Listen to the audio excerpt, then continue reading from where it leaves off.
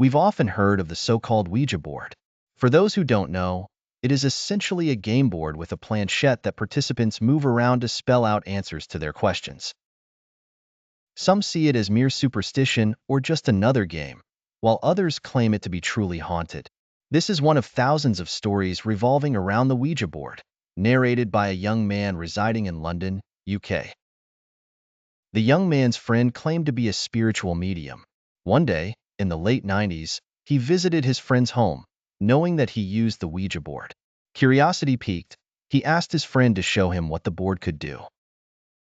The young man recounted, "My friend brought out a homemade Ouija board made from an old mirror frame, inscribed with black ink. We sat on the floor, with me backed against the wall and my friend seated 6 feet away, the board on his lap with an overturned glass cup on top. He claimed that the cup would move on its own without him touching it. We stayed like that for 15 minutes, during which my friend tried to enter a trance state. However, the neighbors were mowing the lawn, and the wife of the man downstairs was shouting, so my friend said he couldn't concentrate and would try again later. He then leaned the board against the wall to his left, the mirror facing the wall. As he sat back down, I heard him say, 'Come on, Robert. Where are you?' Robert was his cousin who had passed away some time ago. Suddenly, all the hair on my arms stood up, and the room's geometry seemed to change. Its corners disappeared, no longer forming a rectangle. The mirror began to shake violently, with a sound of creaking glass that made me think it would shatter.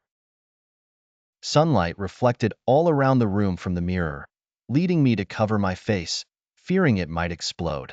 The shaking stopped abruptly, and the mirror's surface turned liquid. 2 hands emerged from this mercury-like fluid, leaving me utterly astonished. The liquid then formed into a vague human shape, a strong-looking man who seemed to stare right at me. Though in disbelief, I thought, is this real? Then, just as quickly, the shape vanished, the mirror returned to normal, and the room's geometry restored itself. Gradually, the mundane sounds of the neighbors mowing the lawn and the shouts resumed. Throughout the experience, my friend remained motionless, merely observing my face. After it ended, he told me he had seen everything happening in the room inside his mind. I left his house feeling as if something was following me, deciding not to return, lest something pull me into the mirror for good.